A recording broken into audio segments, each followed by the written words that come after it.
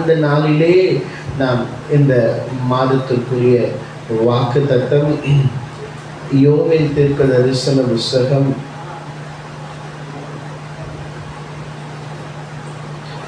2ஆம் அதிகாரம் 27ஆம் வசனத்தை வாசிக்கலாம். இந்த மாதத்தின் வாக்குத்தத்த செய்தி யோவேல் தீர்க்கதரிசன புஸ்தகம் 2ஆம் அதிகாரம் 27ஆம் வசனத்தை வாசிக்கலாம். நாம் இஸ்ரவேலின் நடுவில் இருக்கிறவர் என்றும் நானே உங்கள் தேவனாகிய கர்த்தர், வேறொருவர் இல்லை என்றும் அறிந்து கொள்வீர்கள். என் ஜனங்கள் ஒருபோதும் வெட்கப்பட்டு போவதில்லை. இங்கே யோவேல் தீர்க்கதரிசன புஸ்தகம் 2ஆம் அதிகாரம் 27ஆம் வசனத்தில் சொல்லப்படுகிறது, நான் இஸ்ரவேலின் நடுவில் இருக்கிறவர் என்றும் நானே உங்கள் தேவனாகிய கர்த்தர், வேறொருவர் இல்லை என்றும் அறிந்து கொள்வீர்கள். என் ஜனங்கள் ஒருபோதும் வெட்கப்பட்டு போவதில்லை. கடந்த 11 மாதங்கள் உங்களை நடத்தின தெய்வன் இந்த 12ஆம் மாதம் முழுவதும் உங்களை நடத்துவாராக. இந்த வருடத்தை எப்படி நீங்கள் ஆரம்பித்தீர்களோ அதை காட்டிலும் இந்த வருடத்தை முடிக்கிற நாட்களிலே கர்த்தராகிய இயேசு கிறிஸ்து உங்களை ஆசீர்வாதத்தினாலும் நன்மையினாலும் உங்களை திருப்தியாக நடத்துவாராக. அவர் உங்கள் நடுவில் இருக்கிற தெய்வன். இந்த மாதம் முழுவதும் அல்ல, இந்த உலகத்தின் சகல நாட்களிலும் அவர் உங்களோடு கூட இருக்கிறவர். ஆண்டவராகிய இயேசு கிறிஸ்து சொன்னார், இந்த உலகத்தின் கடைசி நாட்கள் வரைக்கும் நான் உங்களுடனே கூட இருப்பேன்.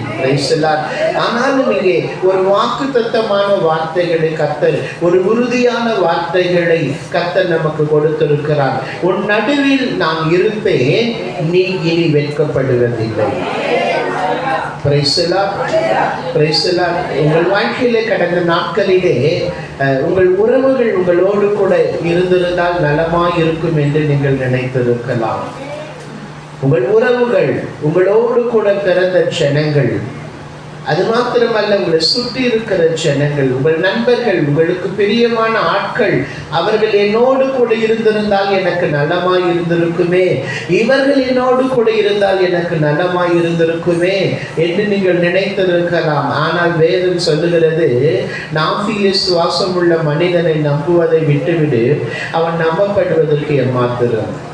இன்னைக்கு நாம யாரெல்லாம் நெருக்கமான ஒரு மனிதர்களாக, நெருங்கிய ஒரு உறவுகளாக, அவர்களெல்லாம் நம்மோடு கூட இருந்தால் நலமாய் இருந்திருக்கும் என்று நாம் சொல்லி இருப்போம். ஆனால் அவர்கள் நிமித்தம் நமக்கு வெட்கங்களும் அவமானங்களும் வந்திருக்கும். யாரை நாம் நம்பினோமோ அதனால நாம் என்ன பண்ணிருப்போம்?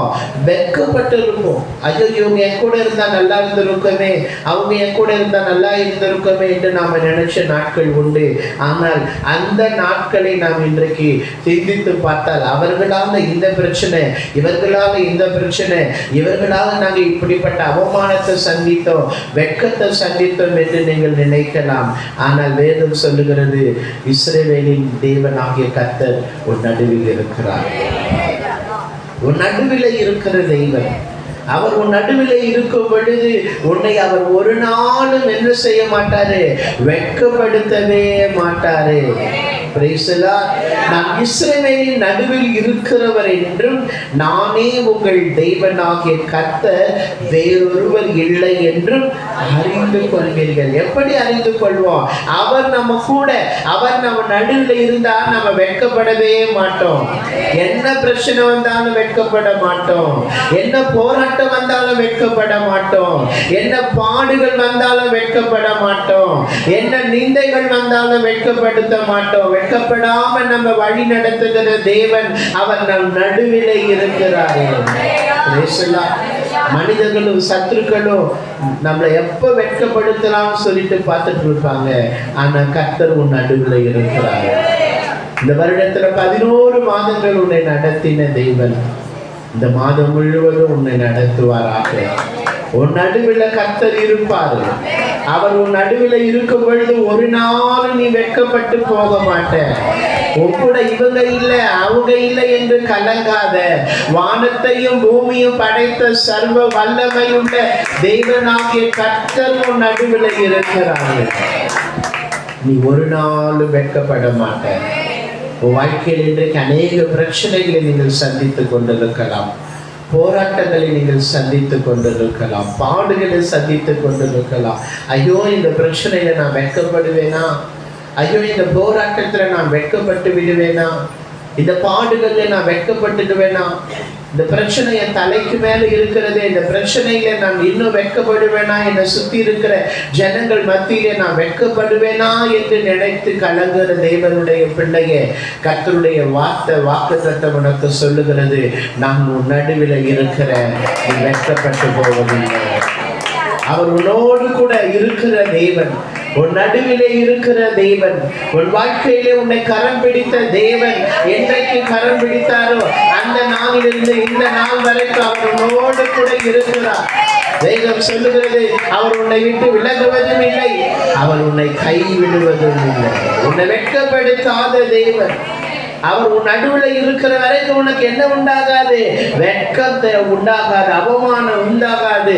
வேதம் சொல்லுகிறது, கடந்த நாட்களில் நீ சந்தித்த வெட்கத்திற்கு பதிலாக தேவனாகிய கர்த்தர் இரட்டத்தனையாய் பலன் தருவாராக. உன் வெட்கத்திற்கு பதிலாக இரட்டத்தனையாய் பலன் தருவார். எந்த மனிதர்கள் நீ வெட்கப்பட வேண்டும் நினைச்சாங்களோ, எந்த உறவுகள் எல்லாம் நீ வெட்கப்பட வேண்டும் என்று நினைச்சாங்களோ, எந்த ஜனங்கள் நீ வெட்கப்பட்டு போவ நினைச்சாங்களோ, அவர்கள் மத்தியில, அந்த உறவுகள் மத்தியில, அந்த ஜனங்கள் மத்தியில தேவனாகிய கர்த்தர் நீ வெட்கப்பட்டு போகாதபடிக்கு உன்னை மேன்மைப்படுத்த அவர் வல்லவராயிருக்கிறார். உன்னை அவர் மேன்மைப்படுத்துகிற தேவன். இஸ்ரவேலின் ஜனங்கள் மத்தியிலே நான் நடுவிலே நான் இருப்பேன், நான் தான் கர்த்தர், வேறொருவரும் இல்லை. என் ஜனங்கள் ஒருபோதும் வெட்கப்பட்டு போவதில்லை. ஒரு நாள் நீங்கள் வெட்கப்பட்டு போகாதபடிக்கு உங்கள் தேவனாகிய கர்த்தர் உங்களை உயர்த்துவாராக. யாரெல்லாம் வெட்கப்பட்டு போவ நினைக்கிறாங்களோ அவர்கள் மத்தியில, அந்த ஜனங்கள் மத்தியில நீ நிமிர்ந்து நடக்கும்படியாக உன் தலையை உயர்த்துவார், உன்னை ஆசீர்வதிப்பார். நன்மையும் கிருபையும் உன்னை தொடரும். என் ஜனங்கள் ஒருபோதும் வெட்கப்பட்டு போவதில்லை. ஒரு நாளும் நீ வெட்கப்பட்டு போக மாட்டேன். ஆண்டவராகிய இயேசு கிறிஸ்து மரித்து உயிர்த்தெழுந்தார். எல்லாருக்கும் அவர் உண்மையிலே உயிர்த்தெழுந்திருந்தானா அப்படின்னு சொல்லிட்டு பயத்தோடு நடுக்கத்தோடு அவங்க எல்லாம் ஒரு இடத்துல கூடி இருக்கும் பொழுது அவர்கள் நடுவில ஆண்டவராகிய இயேசு கிறிஸ்து எழும்பினார். வாசிக்கலாம். யோவான் எழுதின சுவிசேஷம் 20ஆம் அதிகாரம் 19-20 வசனங்களை வாசிக்கலாம்.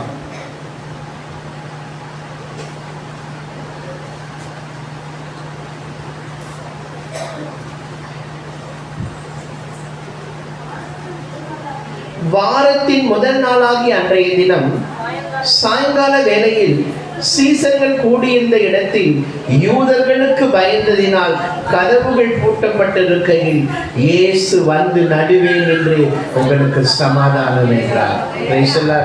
அவர் நடுவே வந்தாலே நமக்கு சமாதானம். அவர் உன் நடுவில் வந்து அவனுக்கு அற்புதம் செய்வார். அவர் உன் நடுவில் வந்து அவனுக்கு நன்மையான காரியங்கள் நடக்கும். யூதர்கள் எல்லாம் இயேசுவை உயிர்த்தெழுந்துட்டார் என்று, இயேசுவை குறித்து சொல்லக்கூடாது என்று மிகுந்த ஒரு கட்டளையை அவங்க விதித்திருக்கிறாங்க. எல்லாரும் பயப்பட்டு கொண்டிருக்கிற நேரத்துல சீசர்கள் எல்லாம் ஒன்று கூடி கதவை பூட்டி கொண்டிருக்கிறாங்க. ஆனா அவர்களுக்கு நடுவில் இயேசு வந்து உங்களுக்கு சமாதானம் என்றார்.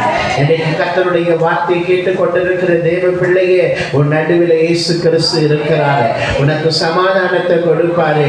நீ வெட்கப்பட்டு போவதில்லை, உன்னோடு கூட இருப்பாரு, உன்னை நடத்துவாரு. நன்மையும் கிருபையும் உன் வாழ்க்கையில உன்னை தொடரும். இந்த மாதம் முழுவதும் தேவன் உன்னோடு கூட இருப்பாராக, உன்னை நடத்துவாராக.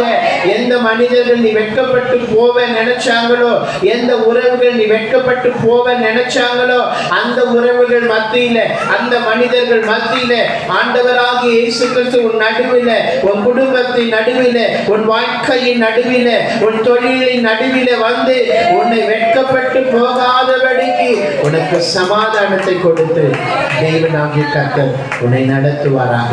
கர்த்தர் உங்களை ஆசீர்வதிப்பாராக.